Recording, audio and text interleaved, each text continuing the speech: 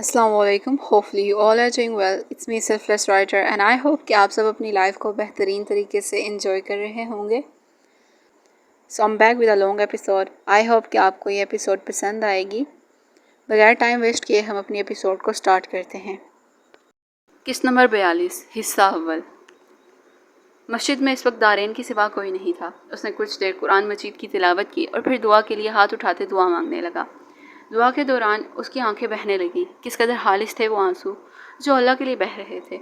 उसने दुआ मांगी, अस्कार किए और फिर चेहरे पर हाथ फेरते खड़ा हुआ। अल्लाह ने मेरी महरूमियों के अजाले में मुझे हदायत से नवाजा। मैं मोहब्बत का प्यासा था और अल्लाह ने मुझे अपनी मोहब्बत अता कर दी। मैं किस कदर खुशकिस्मत हूँ कि अल्लाह ने मुझे अपनी इबादत करने की तौफीक दी। मैं रोए ज़मीन पर खुद को सबसे खुशकिस्मत महसूस करता हूँ। वो निगाह ऊपर उठाए खुद से मुखातिब था। लब मुस्कुरा रहे थे और आंखें बह रही थीं। अल्हम्दुलिल्लाह रब्बिल आलमीन, उसने ज़ेर लब कहा और फिर आंसू साफ करते मस्जिद से निकला। दोपहर का वक्त था। गर्मी का जोर ज़्यादा होता जा रहा था। अगले हफ्ते नौफिल दारेन को वापस इस्लामाबाद ले जाने वाला था और उसने सोच लिया था कि वह नौफिल की कंपनी में ही जॉब शुरू कर देगा। वो नज़रें झुकाए चल रहा था जब अचानक ही उसे घबराहट सी महसूस हुई। उसने लंबी सांस खींचते दिल के मुकाम पर हाथ रखा। धड़कनें तेज़ हो रही थीं। दिल खिंचता हुआ महसूस हो रहा था। उसने पैनिक होते आसपास नजरें दौड़ाई मगर कुछ ना था। सड़क बिल्कुल खाली थी। तभी उसकी नज़रों से ओझल होती गाड़ी पर पड़ी। उसने सर झटका और फिर सीधा चल पड़ा। तकरीबन 20 मिनट बाद दारेन गांव के हस्पताल के सामने आ रुका। मलक जब्बार गांव में हस्पताल का निज़ाम बेहतर से बेहतरीन करने की तगोदों में थे। हस्पताल 2 मंजिला बिल्डिंग पर मुश्तमिल था जिसमें तकरीबन 25 कमरे थे। हस्पताल के बाहर का माहौल भी साफ़ सुथरा और सरसब्ज था। दारेन सोच रहा था कि वो अपना चेकअप करवा ले मगर फिर वो लंबी सांस लेते दरख्त के नीचे बने बेंच पर बैठ गया। चंद लम्हे वो बैठकर आते जाते लोगों को देख रहा था और फिर अपने घुंघराले बालों में हाथ फेरते अस्पताल में दाखिल हुआ। रिसेप्शन पर मौजूद लड़का उसे देखते ही पहचान गया था कि वो हवेली वालों का मेहमान है। How can I help you? उसने दारेन को मुखातिब किया तो वो चौंका। I am here for checkup, उसने हस्पताल के साफ सुथरे माहौल को महसूस करते बताया। Here's your slip, have a seat please। उसने दारेन को स्लिप पकड़ाई और एक तरफ लगे बेंच की तरफ इशारा किया। जज़ाकल्लाह, दारेन मुस्कुरा कर कहता बेंच पर बैठ गया। रिसेप्शन पर मौजूद लड़के ने चंद लम्हे उसे देखा और फिर वापस काम में लग गया। कुछ मिनट गुजरे। दारेन का नंबर बोला गया। वो तो अच्छा था कि इंग्लिश में बोला गया था वरना तो नर्स गला फाड़ती रह जाती। दारेन दरवाज़ा आहिस्तगी से नॉक करते चेकअप रूम में आया। रूम में सामने ही एक बेड लगा था जबकि मगरिब की सिमत एक टेबल पड़ा था जिस पर कुछ फाइल्स, पेंसिल बॉक्स और 2 नोट पैड और रजिस्टर पड़े थे। रूम में कोई नहीं था। तभी उसे पानी गिरने की आवाज़ आई। शायद डॉक्टर वॉशरूम में था। दारेन टेबल की दूसरी जानिब पड़ी चेयर पर बैठकर डॉक्टर का इंतज़ार करने लगा। तकरीबन 5 मिनट गुजरे और वॉशरूम का दरवाज़ा खुला। रूम में पेशेंट को देखते डॉक्टर ने अपने कोट के बाजू नीचे किए और गीले हाथों को कोट के बाजू से ज़रा खुश्क किया और स्टेथोस्कोप दुरुस्त करते कदम आगे बढ़ाए। अस्सलाम वालेकुम, नुस्वानी आवाज़ और फिर जानी पहचानी आवाज़। दारेन ने चौंक कर सर उठाया। सामने वो थी, वो नकाब पोश हसीना। आसपास चलती सब चीज़ें जैसे रुक सी गईं। लम्हे थम से गए और धड़कनें भाग पड़ी। आप? वो बेयकीनी से बोला जबकि मुकाबिल खड़ी वो डॉक्टर जो बैठने लगी थी चौंक कर उसे देखने लगी। अंग्रेज़ी नकुश रखने वाला वो लड़का सफ़ेद कमीज शलवार में मलबूस कदरे प्यारा लग रहा था। मेरा मतलब वालेकुम सलाम। दारेन को एहसास हुआ। उसने झट से कहते चेहरा झुका लिया। उसका अमेरिकन एक्सेंट में उर्दू बोलना कदरे दिलकश था। बताएं तबीयत कैसी है? क्या हेल्थ इश्यूज़ चल रहे हैं? वो प्रोफेशनल अंदाज में उससे मतवजा हुई। दारेन ने खुश्क होंठों पर ज़ुबान फेरी और खुद को बोलने के लिए तैयार किया। दारेन ने खुश्क होंठों पर ज़ुबान फेरी और खुद को बोलने के लिए तैयार किया। मुझे घबराहट होती है, दिल खिंचा खिंचा महसूस होता है। कभी कभी शिद्दत इतनी होती है कि सांस लेना मुश्किल हो जाता है। धड़कनें तेज़ हो जाती हैं। वो अपने आप को कंपोज करता रुक रुक कर इशू बता रहा था जिसे वो काफ़ी गौर से सुन रही थी। आए, डॉक्टर ने उसे करीब पड़े स्टूल पर आने को कहा। दारेन ने स्टूल की जानिब देखा और फिर आहिस्तगी से स्टूल पर बैठ गया। आपको कोई सांस का प्रॉब्लम तो नहीं? उसने एयरपीस अपने कान में लगाते पूछा जिस पर दारेन ने नफ़ी में सर हिलाया। लंबी सांस लें। वो अपनी चेयर समेत आगे हुई और चेस्ट पीस उसकी बाएं जानिब चेस्ट पर रखी। दारेन की सांसें मध्यम पड़ी। वो सांस लेना भूल रहा था जबकि धड़कनों का शोर कानों तक सुनाई देने लगा। आपकी धड़कनें बहुत तेज़ हैं। وہ چیسٹ پیس اس کے سینے سے ہٹاتے کچھ فکر مندی سے گویا ہوئی، میں دل کا مریض ہوں۔ ایک نہ ہونے کے برابر آواز نکلی۔ کیا مطلب؟ وہ چونکی۔ I mean, I had a surgery when I was 2 years old. دارین گھبرا کر انگلش میں بات کرنے لگا۔ What kind of surgery؟ اس نے آئی برو اچکائی۔ Heart transplant۔ دارین نے آہستگی سے بتایا، جس پر چند لمحے اسے دیکھتی رہی اور پھر سمجھتے ہوئے اس بات میں سر ہلا دیا۔ اس نے دارین کو کچھ میڈیسنز لکھ کر دیں اور اسے پراپر چیک اپ کے بارے میں گائیڈ کیا۔ دارین چپ چاپ اسے سنتا رہا۔ آپ کا نام؟ وہ سلپ پر نام کی جگہ بال پین روک کے اس سے مخاطب ہوئی۔ دارین مصطفیٰ، اس نے آہستگی سے بتایا اور پھر اس کے ٹیبل پر نظر دوڑائی۔ ڈاکٹر انادل۔ اس نے دل ہی دل میں نام پڑھا۔ دل کو وہ نام بھلا لگا۔ خدا حافظ مسٹر دارین، وہ پروفیشنل انداز میں کہتی فون کال اٹینڈ کرنے لگی۔ دارین خود کو سنبھالتے کھڑا ہوا۔ دروازے کے پاس آتے اس نے ایک نظر پلٹ کر اس نقاب پوش حسینہ کو دیکھا اور پھر وہاں سے چلا گیا۔ مجھے وائس اوور کرنے میں بہت زیادہ ایشو ہو رہا ہے۔ I'm trying کہ میں وائس اوور کمپلیٹ کر لوں۔ اب تو آنکھوں نے جاگنا ہے، اب تو دھڑکنوں نے بھی بھاگنا ہے، وہ پھر سے ملا ہے نئے موڑ پہ، یعنی اب اسے اپنا بنانا ہے۔ انارا کا زاویان سے ریلیشن پبلک تک پہنچ چکا تھا، مگر وہ سب زاویان کو آبان کے نام سے ہی جانتے تھے۔ اس کے علاوہ وہ ضامن اور نوفل کی بہن اور دانیال کی کزن ہے۔ یہ بات بھی آج کل سوشل میڈیا میں کافی چرچے پر تھی۔ زاویان کا تو پتہ نہیں، مگر انارا کافی خوش اور مطمئن تھی۔ وہ دونوں آج واپس مظفر آباد جا رہے تھے۔ انارا نے اسے اپنے ساتھ شاپنگ مال لایا تھا۔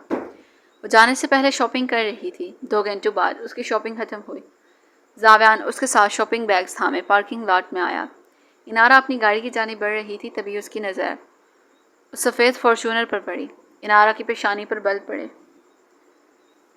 یہ گاڑی تو اسے خوابوں میں بھی ڈرا چکی تھی۔ وہ جہاں جاتی تھی یہ سفید فارچونر وہاں کسی نائٹ میئر کی طرح پہنچ جاتی تھی۔ اس کے دماغ میں کچھ چل رہا تھا۔ یہ پکڑو زاویان۔ انارا نے اپنے ہاتھ میں پکڑے شاپنگ بیگ زاویان کی طرف بڑھائے، جنہیں وہ فوراً تھام گیا۔ انارا اس کے بازو کا سہارا لیتے جھکی اور اپنے دائیں پاؤں سے ہیل اتارتے محتاط انداز میں آگے بڑھی اور پھر پوری شدت سے اپنی لوبوٹان ہیل کی نوک ونڈ سکرین پر دے ماری، جس سے ونڈ سکرین میں کریکس پڑے۔ بھاگو زاویان۔ انارا ہیل ہاتھ میں پکڑتے اپنے عبایا کو اوپر اٹھاتے گاڑی کی جانب بھاگی۔ زاویان جو آنکھیں پھاڑے انارا کی حرکت دیکھ رہا تھا، اس کے پکارنے پر اس کے پیچھے بھاگا۔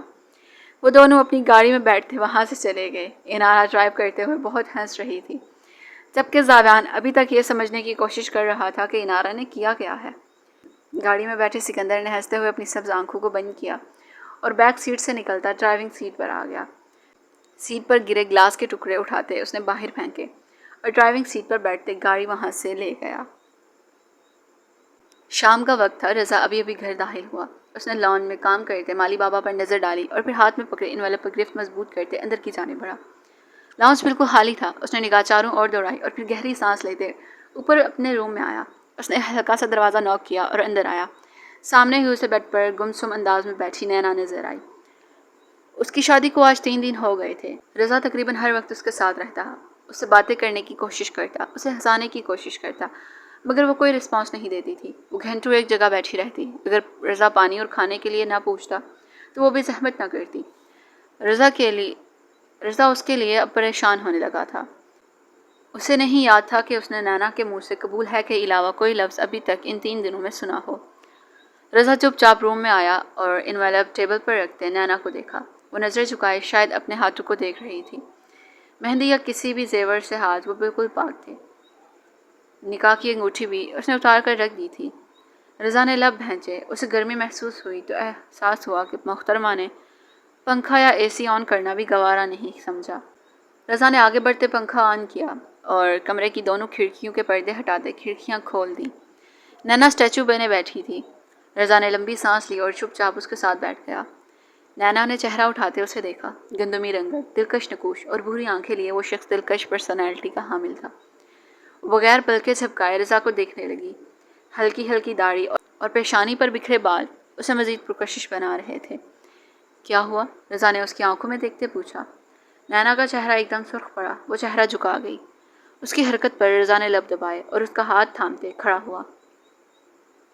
نینا نے چہرہ اٹھاتے اسے دیکھا، شاید وہ پوچھ رہی تھی کہ کہاں جانا ہے۔ میرے ساتھ آئیں، رضا نے آہستگی سے کہا اور انویلپ اٹھاتے اس کا ہاتھ تھامے اس کے ساتھ نیچے آیا۔ وہ نینا کو لان میں لے آیا جہاں سے مالی بابا اب جا چکے تھے۔ اندھیرا پڑ رہا تھا مگر لان میں لگے برقی کمکموں نے اندھیرے کو ختم کر دیا تھا۔ نینا ہاتھ چھڑاتی لان میں پڑی چیئرز پر بیٹھ گئی۔ رضا نے اسے دیکھا اور پھر چپ چاپ اس کے سامنے جا بیٹھا اور اس کا دایاں ہاتھ اپنے ہاتھ میں لیتے ہاتھ کی پوچھ چومی اور انویلپ سے تازہ گجرے نکالتے اس کے دونوں ہاتھوں میں پہنائے۔ نینا کی آنکھیں چمکی، وہ ہلکی سی مسکراہٹ لیے رضا کو دیکھنے لگی جو اسے ہی دیکھ رہا تھا۔ بہت پیارے لگ رہے ہیں آپ کے ہاتھ، رضا نے اس کے دونوں ہاتھوں کو اپنے ہاتھوں میں لیتے ہوئے کہا اور پھر جیب سے 2 سیاہ مخملی باکس نکالے۔ نینا حیرت سے اسے دیکھنے لگی۔ رضا نے پہلا باکس کھولا اور ڈائمنڈ کا سلور بریسلٹ اس کی کلائی پر پہنایا۔ وہ آنکھیں حیرت سے بڑی کیے رضا کی طرف دیکھنے لگی جو چہرے پر خوبصورت مسکراہٹ سے جائے اب دوسرا باکس کھول رہا تھا۔ اب کی بار اس نے ایک خوبصورت گولڈ کی باریک رنگ اس کی رنگ فنگر میں پہنا دی۔ میں نہیں چاہتا کہ میری پیاری سی چھوٹی سی اور کیوٹ سی وائف کے ہاتھ خالی خالی ہوں، رضا نے اس کی پیشانی پر لب رکھتے بہت مان اور محبت سے کہا تھا، جبکہ نینا دھم سادے اسے دیکھنے لگی۔ نینا آپ روئے مت، اسے رونے کے لیے تیار دیکھتے رضا نے اس کی نم پلکوں کو اپنے ہاتھ کے انگوٹھوں سے چھوا۔ رضا، نینا نے اسے پکارا۔ رضا اس کے منہ سے اپنا نام سنتے چونکا۔ جی، میں سن رہا ہوں۔ رضا نے اس کے سرخ ہوتے چہرے کی طرف دیکھا۔ آپ نے مجبور ہو کر اپنایا ہے مجھے، وہ اپنا سوال کر گئی۔ میں نے آپ سے نکاح مجبور ہو کر نہیں کیا بلکہ پورے دل سے اور اپنی مرضی سے کیا ہے، کیونکہ آپ مجھے اچھی لگتی ہیں، رضا نے مضبوط لہجے میں جواب دیا۔ میں کب اچھی لگی آپ کو؟ وہ چونکی۔ جب سے آپ کو ضامن کے ریسپشن پر دیکھا۔ رضا ذوالقرنین کا ذکر کرنے لگا تھا مگر فوراً ہی جملہ دبا گیا۔ نینا نے اسے دیکھا، اس کی آنکھوں میں سچائی اور خالص پن تھا۔ اب یہ باتونی سی چھوٹی سی نینا مینا اپنے شوہر سے بات کریں گی یا نہیں؟ رضا نے اس کے دونوں گالوں کو زور سے کھینچتے پوچھا، جس پر نینا نے رضا کو گھورتے ہوئے اس کے بازو پر ہلکا سا تھپڑ مارا۔ رضا اس کی گھوریوں پر کھل کر مسکرایا۔ آئے میں آپ کے لیے ڈنر تیار کرتا ہوں، پھر مل کر کھائیں گے۔ رضا نے اسے کھڑا کیا اور وہ چپ چاپ اس کے ہمراہ گھر کے اندر چلی گئی۔ انارا اس وقت بازو کوہنیوں تک چڑھائے اپنے ہاتھوں پر مہندی لگوا رہی تھی اور ساتھ ہی ساتھ فلزا سے باتیں بھی کر رہی تھی۔ دراصل آج فلزا کی مہندی تھی۔ فنکشن مختصر تھا جو کہ ختم ہو گیا تھا، اب بس وہ بیٹھی مہندی لگوا رہی تھی۔ اسے مہندی لگتے دیکھ کر انارا کا بھی بہت دل چاہا۔ اس نے پہلے اپنے دونوں پاؤں پر مہندی ڈلوائی اور اب ہاتھوں پر لگوا رہی تھی۔ مجھے آپ بہت یاد آئیں گی، کاش ہیزل آپی بھی میری شادی پر آپ آتی، فلزا اداسی سے گویا ہوئی۔ ہیزل آتی مگر بھائی بہت مصروف ہیں اس لیے وہ نہیں آ سکی۔ انارا نے ہاتھ بڑھاتے اس کا گال کھینچا جس پر وہ مسکرا دی۔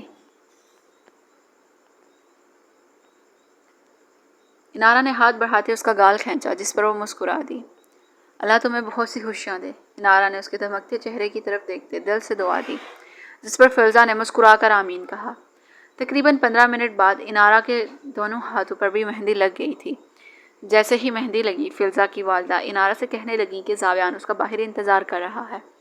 زاویان کے ذکر پر فلزا کا دل ایک دم بجھ گیا مگر پھر وہ مسکرا دی۔ ہر کوئی ہمارا نہیں ہوتا، ہر کوئی ہمارے لیے نہیں ہوتا۔ وہ اسے اچھا لگا تھا پر اس کا مطلب یہ نہیں تھا کہ وہ اس کا ہو جائے گا۔ پسند کوئی بھی آ سکتا ہے، دل پہ اختیار تھوڑی ہوتا ہے۔ انارا فلزا اور باقی سب کو خدا حافظ کہتے احتیاط سے اپنے پاؤں فلیٹس میں اڑیس کی۔ فلزا کی والدہ نے اس کی شال کندھے پر درست کی۔ حجاب وہ پہلے ہی ڈھیلا کیے ہوئے تھی۔ اس وقت اندھیرا تھا اور باہر کوئی نہیں تھا، اس لیے وہ کچھ مطمئن تھی۔ فلزا کی والدہ اسے گیٹ تک چھوڑتی اس کا فون زاویان کو تھما گئی۔ زاویان نے انارا کا فون اپنی جیب میں ڈالا اور اپنے فون کی فلیش لائٹ آن کرتے روشنی کی اور وہ دونوں اپنے گھر کی چڑھائی چڑھنے لگے۔ انہوں نے ابھی 2-3 قدم ہی لیے تھے جب مہندی کی تازہ خوشبو زاویان کے نتنوں سے ٹکرائی۔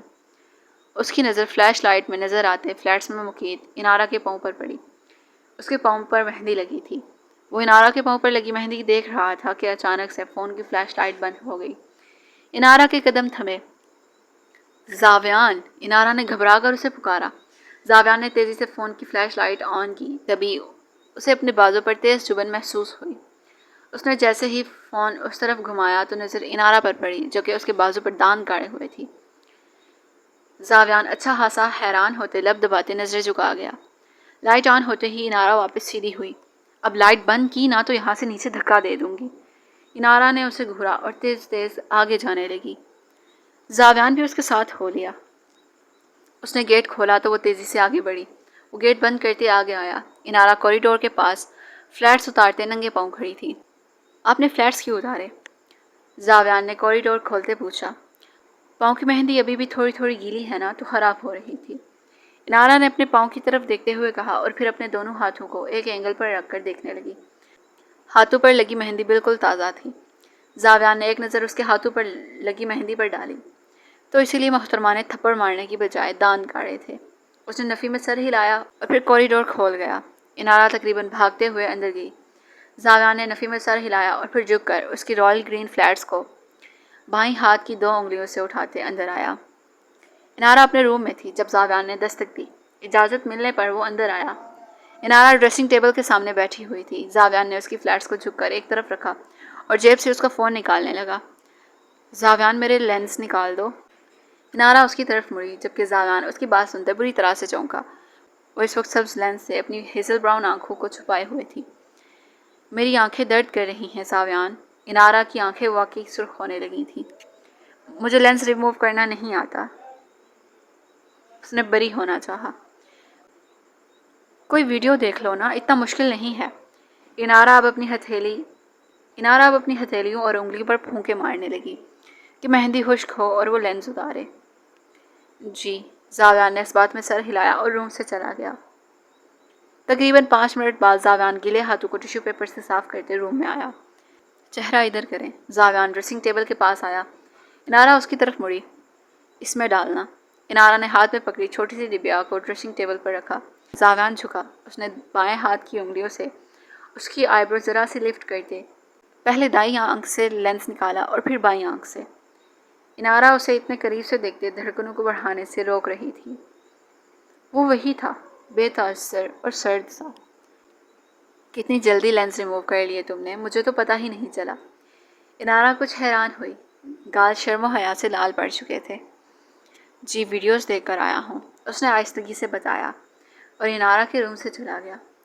انارا نے ایک نظر اپنے آپ کو آئینے میں دیکھا اور پھر بلش کرتے ہوئے بیڈ پر نیم دراز ہو گئی۔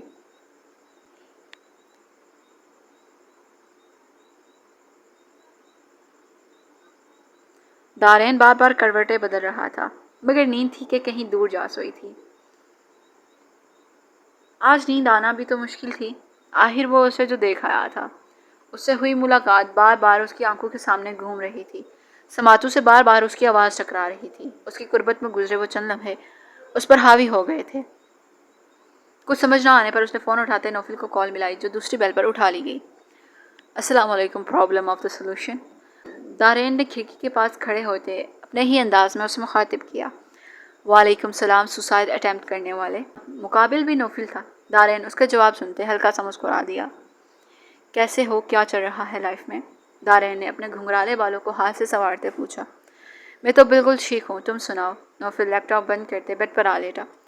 میں صبح تک تو ٹھیک تھا پر شاید اب ٹھیک نہیں ہوں۔ دارین نے گہری سانس لی۔ کیا ہوا؟ نوفل چونکا اور پھر دارین نے اسے ساری رودات سنائی۔ نام بتاؤ ڈاکٹر کا۔ نوفل کو کچھ شک ہوا۔ ڈاکٹر انادل۔ دارین نے دھیمے سے نام بتایا جبکہ نوفل کا چہرہ کچھ سنجیدہ ہوا۔ وہ آج رات زاویان کی سسٹر کا چیک اپ کرنے بھی آئی تھیں۔ دارین نے لب چھپاتے بتایا۔ دارین دراصل وہ بابا کے خاص آدمی کی بیٹی ہے۔ اس کے فادر کا بابا کے دشمنوں نے مرڈر کر دیا تھا۔ ضامن بھائی اس کے فادر سے بہت اٹیچ تھے، اس لیے ان کی ڈیتھ کے بعد انہوں نے ان کی فیملی کو سپورٹ کیا ہے۔ بھائی نے ان کی فیملی کو US بلوا لیا تھا اور اسی دوران تم نے انادل کو دیکھا ہے۔ اب وہ واپس آ گئی ہے۔ گاؤں کے ہاسپٹل کا چارج بابا اسے دے رہے ہیں۔ نوفل بات کرتے کرتے رکا۔ دارین خاموشی سے اس کی بات سن رہا تھا۔ اگر تم نکاح کا ارادہ رکھتے ہو تو بھائی سے بات کر لو یا پھر میرے بابا سے، وہ تمہارا پروپوزل لے جائیں گے اس کے لیے۔ نوفل نے کلیئر کٹ بات کی جبکہ نکاح کے نام پر اس کی دھڑکنیں تیز ہو گئیں۔ نوفل میرے پاس تو کچھ بھی نہیں ہے، نہ گھر ہے نہ کوئی کاروبار ہے، میں کیسے نکاح کے لیے بات کروں؟ وہ پریشانی سے گویا ہوا۔ دارین تم یہ سوچ ابھی کے لیے ایک طرف رکھو اور میرے بابا یا بھائی سے بات کر لو۔ ویسے بھی اس کی مدر بھائی کی شادی پر میرے بابا سے کہہ رہی تھی کہ انادل کے لیے اچھا رشتہ ڈھونڈ دیں۔ نوفل نے جیسے دارین کی روح بے چین کر دی۔ کیا وہ ریسپشن والے دن آئی تھیں؟ دارین نے لب بھینچے۔ ہاں وہ بس 10-15 منٹ کے لیے آئی تھی، مگر اس کی مدر فنکشن ختم ہونے کے بعد گئی تھی۔ نوفل نے تفصیل بتائی۔ کیا میں انہیں پسند آؤں گا؟ وہ اداسی سے گویا ہوا۔ کیوں تمہاری ناک بہتی ہے جو پسند نہیں آؤ گے؟ نوفل نے آنکھیں چھوٹی کرتے سنجیدگی سے پوچھا، جبکہ دارین گڑبڑا سا گیا۔ میرا یہ مطلب نہیں تھا۔ وہ نفی میں سر ہلانے لگا۔ مطلب کو چھوڑو اور اپنی پسند کا اظہار کرو، اور اگر تم مجھے کہو گے تو میں فیس چارج کروں گا۔ نوفل نے گلا صاف کرتے بتایا، جبکہ دارین کی پیشانی پر بل پڑے۔ ہاں تمہیں فیس دے کر میں بالکل کنگلا ہو جاتا ہوں نا، تاکہ ان کے لیے ایک رنگ بھی خریدنے کے لیے پیسے نہ رہیں میرے پاس۔ اس نے فون اسکرین کو گھورتے فون واپس کان سے لگایا۔ ہاں تو بات کرو اس سے پہلے کہ دیر ہو جائے۔ نوفل نے پھر سے خبردار کیا، اور پھر کچھ دیر بات کرنے کے بعد کال کٹ کر دی۔ دارین فون جیب میں ڈالتے اب یہ سوچنے لگا کہ وہ کیسے بات کرے۔ انارا اور زاویان ابھی فضا کی رخصتی کے بعد گھر آئے تھے۔ انارا سیاہ لانگ قمیض اور ہم رنگ ٹراؤزر زیب تن کیے ہوئے تھی۔ اس نے حجاب لیتے خوبصورتی سے نقاب کیا ہوا تھا۔ زاویان نے اس کی پسند کے مطابق سیاہ شلوار قمیض زیب تن کی تھی۔ انارا تھکی تھکی سی اپنے روم میں جانے لگی، تبھی اس نے رک کر زاویان کو دیکھا جو اپنے ہی دھیان میں مسکراتے ہوئے آ رہا تھا۔ اسے مسکراتے دیکھ کر وہ چند لمحے تھم سی گئی۔ کس قدر دلکشی سے مسکراتا تھا وہ۔ زاویان مجھے پانی دے جانا میرے روم میں، وہ تھکی تھکی آواز میں کہتی زینے چڑھ گئی۔ زاویان نے اس کی بات سنتے کچن کا رخ کیا۔ وہ پانی کا گلاس لیتے روم میں آیا، دروازہ کھلا تھا۔ اس نے ہلکی سی دستک دی، تبھی اس کی نظر اس پر پڑی۔ وہ ایڑیاں اٹھائے کپڑوں کی الماری میں کچھ دیکھ رہی تھی۔ ہیلز پہن کر بھی آپ کو ایڑیاں اٹھانی پڑ رہی ہیں، وہ بے ساختہ بول گیا۔ انارا نے چہرہ الماری سے نکالتے زاویان کو خوخار انداز میں گھورا۔ کیا کہہ رہے ہو تم؟ وہ سنجیدگی سے پوچھنے لگی۔ میں کہہ رہا تھا کہ آپ کتنی چھوٹی ہیں، اس نے عام انداز میں بتایا، جبکہ انارا کا پارا چڑھا۔ خود کو دیکھا ہے، بڑا آیا لمبا۔ اس نے زاویان کو سر تا پیر گھورا۔ آپ جلس ہو رہی ہیں میری ہائٹ سے؟ اس نے پانی کا گلاس بیڈ سائڈ ٹیبل پر رکھا۔ میں کیوں جلس ہوں گی؟ میں ہیلز پہن کر لمبی ہو جاتی ہوں۔ اس نے آنکھیں گھمائیں۔ زاویان نے سمجھتے ہوئے اس بات میں سر ہلایا۔ تبھی وہ چند قدم لیتے ڈریسنگ ٹیبل سے چند قدم کے فاصلے پر ڈریسنگ ٹیبل کے سامنے کھڑی ہو گئی۔ ادھر آؤ دیکھ لو ہائٹ۔ انارا نے اسے بلایا۔ زاویان کو سوچتے ہوئے ذرا فاصلہ بنا کر کھڑا ہو گیا۔ اس نے نظریں اٹھاتے آئینے میں نظر آتا اپنا عکس دیکھا، اور پھر انارا کا۔ وہ ابھی بھی اس سے کافی چھوٹی تھی۔ بے ساختہ ہی ایک طنزیہ مسکراہٹ اس کے لبوں پر رینگ گئی، جس نے انارا کے غصے کو ہوا دی تھی۔ وہ غصے سے بیڈ پر بیٹھ کر پاؤں اوپر کر گئی۔ اب آپ ہیلز پہن کر بھی میرے قد جتنی نہیں ہو سکی تو میرا کیا قصور؟ زاویان نے اسے غصے سے ہیلز اتارتے دیکھ کر معصومیت سے پوچھا۔ اپنی زبان نکال کر دیکھ لو، وہ تمہارے قد سے بھی لمبی ہے۔ انارا نے تب کر ہیل اس کی طرف پھینکی۔ زاویان ایک طرف ہوا اور ہیل دیوار سے لگ کر نیچے گری۔ غصہ مت کریں میم جی۔ زاویان نے اس کی ہیل اٹھاتے دیکھی اور بیڈ کے قریب رکھی۔ زاویان میں تمہارا منہ توڑ دوں گی، انارا نے غصے سے دانت پیستے ہوئے کہا۔ جھگو یا جمپ کریں گی؟ اس نے بے ساختہ پوچھا۔ انارا پہلے تو سمجھ نہ پائی، مگر جیسے ہی اسے سمجھ آئی اس نے اپنے ہاتھ میں پکڑی دوسری ہیل بھی اس کی طرف پھینکی۔ نشانہ چونک گیا۔ میرے روم سے نکلو۔ وہ غصے سے لال پیلی ہوتی اپنے مہندی لگے ہاتھ سے اسے کمرے سے نکل جانے کا اشارہ کر رہی تھی۔ اوکے میم جی۔ زاویان نے اس کی دوسری ہیل بھی بیڈ کے قریب رکھی اور کمرے سے جانے لگا۔ میں ناراض ہوں تم سے، بات کرنے کی کوشش مت کرنا۔ وہ چہرہ پھیر گئی۔ میں منا لوں گا۔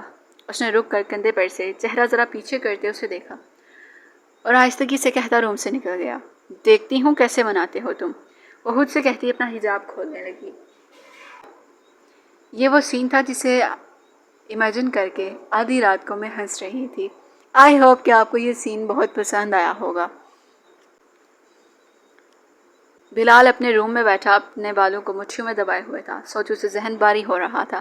جیسے جیسے ذہنی اذیت بڑھتی وہ اپنے بالوں کو زور سے کھینچتا۔ اللہ میں اس سے معافی مانگنا چاہتا ہوں، مجھے ہمت دے میرے رب۔ بلال نے تکان بھری سانس خارج کی۔ میرا دل بے سکون ہے، پچھتاوے مجھے بے دردی سے ڈس رہے ہیں۔ میرا ذہن سوچوں سے پھٹ رہا ہے، میری روح کا سکون برباد ہے۔ وہ معاف کر دے تو شاید میری یہ اذیتیں، یہ پچھتاوے کم ہوں۔ وہ اپنے بالوں کو جس شدت سے اپنی مٹھیوں میں جگڑے ہوئے تھا، بالوں کی جڑیں دکھنے لگی تھیں۔ پچھتاوے سلو پوائزن کی طرح ہوتے ہیں، زندگی میں شامل ہو جائیں تو رفتہ رفتہ جان لے جاتے ہیں۔ رضا گاڑی گیرج میں کھڑی کرتے اندر کی جانب جا رہا تھا جب اسے فون رنگ ہوتا سنائی دیا۔ اس نے چونک کر آس پاس دیکھا، تبھی نظر لان میں پڑے ٹیبل پر گئی۔ وہ آگے آیا، یہ فون نینا کا تھا۔ آج صبح ہی اس نے فون آن کیا تھا۔ رضا نے فون اٹھا کر دیکھا، اسکرین پر بیسٹی لکھا جگمگا رہا تھا۔ رضا فون لیتے اندر آیا، وہ لاؤنج میں بیٹھی ٹی وی دیکھ رہی تھی۔ کیسی ہیں آپ؟ رضا نے آگے آتے جھک کر اس کی پیشانی چومی اور پھر ایک نظر ٹی وی پر ڈالی جہاں ٹام اینڈ جیری شو چل رہا تھا۔ ٹھیک ہوں، آپ کیسے ہیں؟ نینا نے بلش کرتے نظریں چکائیں۔ آپ کو گھر میں گھومتا پھرتا دیکھ کر میں بالکل ٹھیک ہو گیا ہوں، رضا نے مسکرا کر کہا، تبھی فون پھر سے بجنے لگا۔ آپ کا فون باہر پڑا تھا، کال آ رہی تھی۔ رضا نے فون اس کی جانب بڑھایا۔ نینا نے فون لیا، نام پڑھتے اس نے جھٹ سے کال اٹینڈ کی۔ نینا یار کہاں ہو تم؟ ٹھیک تو ہو نا؟ یہ فون کیوں بند تھا تمہارا؟ یشا کی پریشان آواز ابھری۔ میرے بھائی کی ڈیتھ ہو گئی ہے یشا، نینا کی سسکی ابھری۔ دوسری طرف موجود یشا جامد ہو گئی۔ رضا نے فکر مندی سے نینا کے ساتھ بیٹھتے اسے خود سے لگا لیا۔ نینا سوری، مجھے نہیں پتا تھا، رو مت، مجھے بھی رونا آ رہا ہے، یشا پریشانی سے بولی۔ اس کی آنکھیں بھی بھیگنے لگی تھی۔ نینا نے کوئی جواب نہ دیا، وہ بس رو رہی تھی۔ رضا نے گلا صاف کرتے اس کے ہاتھ سے فون لیتے اسپیکر پر ڈالا۔ نینا اس وقت آپ سے بات نہیں کر سکتی، آپ بعد میں بات کر لیجیے گا، رضا کی سنجیدہ آواز ابھری، جبکہ یشا مردانہ آواز سنتے تقریباً اچھل کر رہ گئی۔ آپ کون ہیں؟ یشا کی تیز آواز ابھری۔ میں آپ کی دوست نینا کا شوہر ہوں۔ اس نے اپنا تعارف کروایا تو یشا فون سامنے کرتے فون کو گھورنے لگی۔ کیا مطلب آپ شوہر ہیں؟ شادی کب ہوئی نینا کی؟ وہ حیرت اور غصے سے پوچھ رہی تھی۔ رضا نے اسے مختصراً بتاتے کال اینڈ کر دی اور پھر نینا کو دلاسے دینے لگا۔ دوسری طرف یشا رونے لگی۔ اس کے رونے کی آواز سنتے صبا بیگم تیزی سے اس کے کمرے میں آئیں۔ میری بچی کیا ہوا؟ انہوں نے آگے بڑھتے اسے خود میں پہنچا۔ ماما میری دوست، یشا روتے روتے سب بتانے لگی۔ پہلے تو اسے ذوالقرنین کی ڈیتھ کا سن کر دکھ ہوا تھا، وہ اس سے کافی مرتبہ ملی تھی، اسے بالکل نینا کی طرح ٹریٹ کیا کرتا تھا۔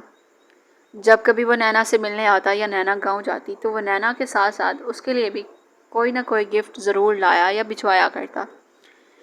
دوسرا، اسے نینا کی کنڈیشن کا سن کر کافی دکھ ہوا تھا، مگر جہاں تک نکاح کی بات تھی اس کے لیے مطمئن تھی۔ صبا بیگم نے اسے چپ کروایا اور پھر اسے سمجھاتے ہوئے کمرے سے باہر چلی گئیں۔ انہیں نینا کے لیے کافی برا لگا تھا، وہ کافی مرتبہ یشا کے ساتھ گھر بھی آئی تھی۔ یشا نے اپنی اور نینا کی مسکراتی تصویر دیکھی اور فون ایک طرف رکھ دیا۔ رضا نے کہا تھا وہ اسے جلد ہی اسلام آباد لے کر آئے گا، اب بس اسے اسی دن کا انتظار تھا۔ لاؤنج میں مدھم روشنی تھی جیسے چاند کی چاندنی ہو۔ مدھم قدموں کی چاپ لاؤنج میں بجتے ساز میں گم ہو رہی تھی۔ لاؤنج میں دو وجود کا عکس واضح ہوا۔ انارا زاویان کا ہاتھ تھامے ایک مدھم ساز کے چلتے رقص کر رہی تھی۔ ان دونوں کا ایک ہاتھ اپنے کمر کے پیچھے تھا جبکہ ایک ہاتھ وہ ایک دوسرے کے ہاتھ میں دیے ہوئے تھے۔ یہ رقص حسین تھا، بالکل ان کے ساتھ جیسا۔ انارا ان لمحوں میں کھونے لگی تھی، اس نے دعا کی تھی کہ یہ لمحے کبھی ختم نہ ہوں۔ زاویان نے کمر سے ہاتھ ہٹاتے سامنے کیا۔ انارا نے فوراً سے اس کے ہاتھ پر اپنا ہاتھ رکھا اور وہ دونوں ایک دوسرے کی آنکھوں میں دیکھتے گھومنے لگے۔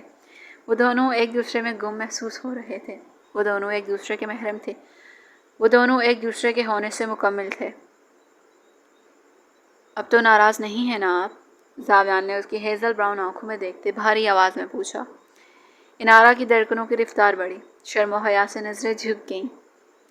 نہیں، وہ اس کے پوچھنے پر گھبرا گئی۔ اچانک ہی انارا کی نیند ٹوٹی اور وہ نیند سے لبریز آنکھیں کھولتے نیند تاریکی میں ڈوبے کمرے کو دیکھنے لگی۔ فجر کی اذان کانوں تک پہنچی تو اسے احساس ہوا کہ وہ سب ایک خواب تھا، ایک حسین خواب۔ وہ مایوس ہوئی، مگر وہ خواب یاد کرتے اس کے لب مسکرانے لگے۔ وہ خود کو مسکرانے سے نہیں روک پا رہی تھی۔ اس نے اٹھ کر لائٹ آن کی اور بالوں کو کیچر سے آزاد کرتے اپنی ڈائری نکال کر بیٹھ گئی۔ اس نے اپنا خواب لفظ بہ لفظ ڈائری پر لکھا جیسا اسے یاد تھا۔ اس نے مسکرا کر ڈائری بند کی اور نماز کی تیاری میں لگ گئی۔ علایا اس وقت نماز کے بعد کھڑکی کے پاس کھڑی حویلی سے باہر دیکھ رہی تھی۔ اس نے کمرے سے باہر نکلنا چھوڑ دیا تھا۔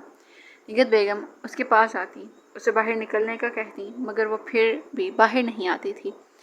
بلال کی طرف سے ملنے والی ریجیکشن نے اسے اندر سے توڑ دیا تھا۔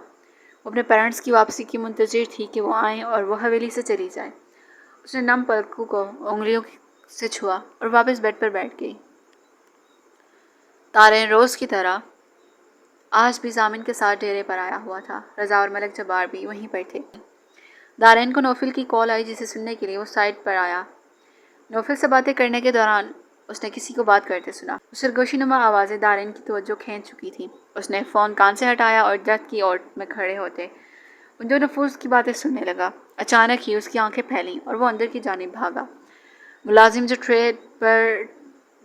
جو ٹرے ٹیبل پر رکھنے لگا تھا، دارین نے اسے اپنی طرف کھینچتے زمین پر دے مارا۔ ملازم کے ساتھ ساتھ وہ تینوں بھی چونک کر دارین کو دیکھنے لگے۔ گرم چائے اور کافی گرنے سے اس کے ہاتھ اور سینے پر جلن ہونے لگی تھی۔ کیا ہوا تمہیں؟ ضامن نے چونک کر پوچھا تھا۔ ملازم کے چہرے کی ہوائیاں اڑی ہوئی تھیں۔ They poisoned your coffee۔ وہ ملازم کو گریبان سے پکڑتے ضامن سے مخاطب ہوا، جبکہ وہ تینوں اس کی بات پر چونک کر اپنی جگہ سے کھڑے ہوئے۔ کیا مطلب ہے بیٹا؟ وہ ملک جبار دارین کو دیکھنے لگے، جس کا چہرہ جلنے کے درد سے سرخ ہو گیا۔ رضا نے آگے بڑھتے اس ملازم کو گردن سے پکڑا۔ دارین نے ایک نظر ضامن اور ملک جبار پر ڈالی اور انہیں بتانے لگا، کام ہو گیا ہے۔ ایک سرگوشی ابری، میں اسے زہر دے آیا ہوں، اب وہ ان کی کافی میں ملا دے گا۔ دوسرے نے سرگوشی میں جواب دیا، جسے سنتے ہی دارین اندر کی جانب بھاگ کر آیا تھا۔ یہ بات سننے کی دیر تھی۔ ضامن نے قہر بھری نظروں سے ملازم کی طرف دیکھا، جو رضا کی گرفت سے نکلنے کی کوشش میں تھا۔ سچ اگلو۔ ضامن نے بغیر لحاظ کی ایک زناٹے دار تھپڑ ملازم کے چہرے پر دے مارا۔ وہ تھر تھراتے ہوئے اعتراف کرنے لگا کہ اس نے ضامن کی کافی اور ملک جبار کی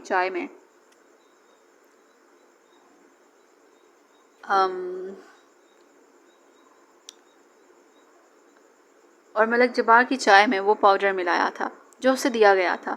ملک جبار کو شدت سے ذوالقرنین کی یاد آئی۔ وہ خود ہی اپنی گن نکالتے ان آدمیوں کو پکڑنے باہر نکلے۔ اس سے پہلے میں غصے سے پاگل ہو جاؤں، شکل گم کرو اپنی۔ ضامن دھاڑا تھا۔ رضا نے ملازم کو چھوڑا تو وہ جان بچاتے وہاں سے بھاگا۔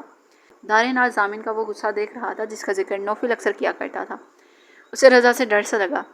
میں انکل کے پیچھے جا رہا ہوں۔ رضا وہاں سے نکلا، جبکہ ضامن نے بالوں کو مٹھیوں میں جگڑتے نیچے گرے کپس کے ٹکڑوں کو دیکھا۔ دارین تمہارا ہاتھ جلا ہے اور سینہ بھی، چلو تمہیں ہاسپٹل لے چلو۔ رضا نے خود کو پرسکون کرتے چپ چاپ کھڑے دارین کو پکارا تو وہ ایک دم ڈر سا گیا۔ نہیں میں ٹھیک ہوں۔ دارین نے نفی میں سر ہلایا، مگر ضامن اسے اپنے ساتھ زبردستی ہاسپٹل لے گیا۔ ایک میل ڈاکٹر نے اس کا چیک اپ کیا تھا اور پھر آدھے گھنٹے بعد وہ واپس آ گئے۔ جہاں وہ انادل سے ٹکراؤ نہ ہونے پر خوش تھا، وہیں کچھ مایوس بھی ہوا۔ ہماری جان بچانے کے لیے شکریہ۔ ضامن نے گاڑی ڈرائیو کرتے ہوئے اس کی دوا لگے ہاتھ پر نظر ڈالی۔ بھائی یہ تو میرا فرض تھا۔ دارین نے مسکرا دیا۔ بھلے اس کا ان سب سے کوئی خونی رشتہ نہ تھا، مگر وہ اس کے لیے اب ایک فیملی سے بڑھ کر تھے۔ تمہاری چیسٹ پر وہ نشان کیسا ہے؟ کچھ دیر کی خاموشی کے بعد ضامن نے سوال کیا، جس پر اس کا چہرہ بجھ گیا۔ اداسی اور درد نے اسے گھیرے میں لے لیا۔ ہارٹ ٹرانسپلانٹ ہوا تھا۔ اس نے نظر چراتے چہرہ کھڑکی کی جانب موڑ دیا۔ اسٹیئرنگ وہیل پر جمے ضامن کے ہاتھ ساکت ہوئے۔ وہ چونک کر اسے دیکھنے لگا۔ سوری، ضامن نے آہستگی سے کہا اور گاڑی آگے بڑھا دی۔ 2 دن بعد انارا کو گہری چپ لگ چکی تھی۔ اسے اسلام آباد واپس جانا تھا، مگر وہ نہیں جا سکی۔ اسے اتنا بڑا شوق لگا تھا کہ وہ 2 دن سے ایک لفظ بھی نہیں بولی تھی۔ زاویان اس سے بات کرنے کی کوشش کرتا تو وہ وہاں سے اٹھ کر چلی جاتی۔ بہت بار وہ اس کے دروازے پر آیا تھا، یا تو وہ دروازہ ہی نہ کھولتی یا پھر اسے گھور کر اس کے منہ پر دروازہ بند کر دیتی۔ وہ ابھی بھی اوور تھنکنگ میں ڈوبی ہوئی تھی جب فون کے چلانے پر وہ حال میں لوٹی۔ اس نے فون اٹھا کر دیکھا تو رضا کی کال تھی۔ اس کا دل کیا کہ وہ کال کٹ کر دے، مگر پھر اس نے فون کال اٹینڈ کی۔ انارا کیا تم گاؤں آ سکتی ہو؟ ہیزل کی طبیعت ٹھیک نہیں ہے، وہ تمہیں بہت یاد کر رہی ہے۔ گاؤں میں بہت سے مسائل چل رہے ہیں، میں اسے لے کر نہیں آ سکتا۔ حال احوال کے بعد ضامن کی پریشان آواز ابھری، میں گاؤں نہیں آؤں گی۔ اور ہیزل کو کیا ہوا ہے؟ اسپاٹ انداز میں پوچھنے لگی۔ ضامن نے اسے تفصیل بتائی اور اپنے ساتھ پیش آنے والا واقعہ بھی سنایا، جو سننے کے بعد انارا کافی پریشان ہوئی۔ نوفل اور دانیال آج ویسے بھی گاؤں آ رہے ہیں، تم کہو تو نوفل تمہیں ساتھ لے آئے گا۔ ضامن نے سوئی ہوئی ہیزل کے چہرے پر ہاتھ پھیرتے بتایا۔ ٹھیک ہے، میں ابھی اسلام آباد کے لیے نکلتی ہوں، 4.5 گھنٹوں تک پہنچ جاؤں گی، پھر وہاں سے نوفل کے ساتھ آ جاؤں گی۔ انارا کھڑی ہوئی۔ زاویان، وہ نہیں آئے گا۔ انارا نے بات درمیان میں کاٹی اور کال کٹ کرتے تیار ہونے چلی گئی۔ تقریباً 20 منٹ بعد وہ لاؤنج میں زاویان کے لیے نوٹ چھوڑتی چلی گئی۔ آدھے گھنٹے بعد جب زاویان نیچے آیا تو اسے ٹیبل پر پڑا نوٹ نظر آیا۔ اس نے نوٹ پڑھتے مٹھی میں دبوچا اور واپس کمرے میں چلا گیا۔ شام کا وقت تھا۔ انارا اور ہیزل حویلی کے لان میں بیٹھی ہوئی تھیں۔ کل سے انارا کو دیکھتے ہیزل کافی خوش ہو گئی تھی۔ اس وقت بھی وہ دونوں باتیں کرتے ہوئے شام کی چائے انجوائے کر رہی تھی جب اچانک کسی نے انارا کا نام پکارا۔ انارا کے ساتھ ساتھ ہیزل نے بھی چونک کر اس سمت دیکھا۔ ہیزل نے چہرہ فوراً دوسری جانب کرتے چہرہ ڈھانپا، جبکہ ہیزل اپنی جگہ سے کھڑی ہو گئی۔ خوف، تکلیف، تہمتیں، ذلت، مذاق، سسکیاں۔ انارا اسے اپنے سامنے دیکھتے بالکل ساکت ہو گئی۔ جم آؤٹ فٹ پہنے، سرخ ہوتے چہرے اور بکھرے بالوں کے سنگ وہ اجڑی حالت میں سر جھکائے کھڑا تھا۔ آنکھیں اس قدر سرخ تھیں کہ خوف آ رہا تھا۔ ایسے محسوس ہو رہا تھا جیسے وہ ہفتوں سے ٹھیک سے سویا نہ ہو۔ انارا، مجھے معاف کر دیں، میں آپ کا مجرم ہوں، مجھے معاف کر دیں۔ میں نے آپ کی زندگی برباد کر دی، میں نے آپ پر تہمت لگائی، آپ کے شوہر کو مار دیا، پلیز مجھے معاف کر دیں۔ اس کی ندامت بھری آواز ابھری۔ انارا یک ٹک اس کی طرف دیکھنے لگی۔ ہیزل تو یہ باتیں سنتے تقریباً صدمے میں پہنچ چکی تھی۔ میں ان اذیتوں کے ساتھ جی نہیں سکتا۔ میں نے بہت گناہ کیے ہیں انارا، مگر میرا سب سے بڑا گناہ اللہ کی نافرمانیوں کے بعد آپ کو اذیت دینا ہے، آپ سے آپ کی خوشیاں، آپ کا گھر، آپ کا سب چھیننا ہے۔ مجھے معاف کر دیں انارا۔ وہ پھر سے گویا ہوا۔ اس بار اس کی آواز آنسوؤں کے بوجھ سے بھاری ہوئی۔ یا معاف کر دیں یا پھر سزا دے دیں یا پھر دونوں، مگر پلیز کچھ کہہ دیں، کچھ کریں کہ میری روح کی بے سکونی ختم ہو۔ اس کی انا نے اسے منہ کے بل گراتے کانٹوں پر گھسیٹا تھا۔ انارا بالکل چپ کھڑی تھی۔ اسے اپنے کان سائیں سائیں کرتے محسوس ہوئے۔ لان میں ان تینوں کے علاوہ کوئی نہیں تھا۔ انارا کی طرف سے جب کوئی جواب نہ ملا تو بلال نے اپنی پشت میں اڑی سی گن نکالی اور آگے بڑھتے انارا کے ہاتھوں میں تھما دی۔ انارا نے آنکھیں پھاڑتے اپنے ہاتھ میں موجود ٹھنڈی گن دیکھی، جو کہ یقیناً لوڈڈ تھی۔ ہیزل تو گھبرا کر چیئر سے اٹھ کر 2 قدم دور ہوئی۔ شوٹ می انارا، just shoot me and end my pain and regrets. وہ گرنے والے انداز میں گھٹنوں کے بل بیٹھتے سزا کی بھیک مانگ رہا تھا۔ ندامت، کرب، اذیت، پچھتاوے، التجا اور طلب معافی، ان سرخ ہوتی آنکھوں میں کیا کیا نہ تھا۔ انارا نے گھبرا کر ہیزل کی طرف دیکھا جو خوف زدہ سی نفی میں سر ہلا رہی تھی۔ انارا، یہ تم کیا کر رہی ہو؟ علایا جو نگت بیگم کے کہنے پر لان میں آ رہی تھی، سامنے کا منظر دیکھتے اس کے پاؤں تلے زمین کھسکی، خوف سے قدم منجمد ہوئے۔ اسے اپنی آواز بند ہوتی محسوس ہوئی۔ وہ خوف سے چلائی تھی۔ انارا نے گھبرا کر علایا کی طرف دیکھا۔ بلال اس کی آواز سنتے کھڑا ہوا اور گن کی نوک پکڑتے اپنے سینے سے ٹکائی۔ انارا گھبرا کر گن سے ہاتھ ہٹانے لگی، مگر بلال نے اس کے کپکپاتے ہاتھ پر اپنا ہاتھ رکھتے نفی میں سر ہلایا۔ اس کے چھونے پر انارا کو اپنے جسم میں کانٹے چبھتے محسوس ہوئے۔ سوری انارا، بلال نے چہرہ جھکاتے انارا کی خوف زدہ گھبرائی ہوئی آنکھوں میں دیکھا۔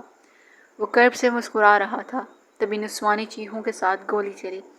انارا لرزی، خون کے چھینٹے انارا کے چہرے اور کپڑوں پر پڑے اور بلال کا مضبوط وجود زمین بوس ہوا۔ میرا بیٹا! نیلم بیگم بھاگتی ہوئی اس جانب آئی۔ انارا کے کپکپاتے ہاتھوں سے گن چھوٹ کر زمین بوس ہوئی۔ نوفل جو ابھی حویلی آیا تھا بھاگ کر اس طرف آیا۔ اس نے انارا کے ہاتھ سے گن چھوٹتی دیکھی تھی۔ وہ نفی میں سر ہلا رہا تھا۔ علایا وہیں بیٹھ کر زاروں کی طرح رونے لگی۔ ہیزل گھبرائی ہوئی کھڑی تھی۔ نوفل انارا کو اپنے ساتھ لگاتے اندر لے گیا۔ دانیال جو گولی چلنے کی آواز سے نیند سے اٹھ کر آیا تھا، اپنی نم آنکھوں کو ملتے بلال کے زخمی وجود کو ملازموں کے ساتھ اٹھا کر گاڑی میں لٹانے لگا۔ نگت بیگم اور ہیزل نیلم بیگم کو سنبھالنے لگی۔ نوفل انارا کو چھوڑتے واپس باہر آیا اور دانیال کے ساتھ ہاسپٹل کے لیے نکل گیا۔ So this was the episode and I hope کہ آپ کو یہ ایپیسوڈ پسند آئی ہوگی۔ کمنٹ باکس میں اپنے ریویوز لازمی شیئر کیجیے گا کہ آپ کو یہ ایپیسوڈ کیسی لگی۔ ایپیسوڈ لیٹ اپلوڈ ہو رہی ہے بیکاز طبیعت کچھ ناساز تھی اور وائس اوور نہیں ہو رہا تھا مجھ سے، لیکن میں نے کر لیا۔ تھوڑا ٹائم لگ گیا لیکن میں نے کر لیا۔ سو آئی ہوپ کہ آپ کو ایپیسوڈ پسند آئی ہوگی۔ اپنے ریویوز شیئر کیجیے گا، اینڈ انشاءاللہ اب آپ سے نیکسٹ ملاقات ہوتی ہے، تب تک کے لیے اپنا بہت سا خیال رکھیے گا، اپنی نیک دعاؤں میں مجھے یاد رکھنا مت بھولیے گا۔ اللہ نگہبان۔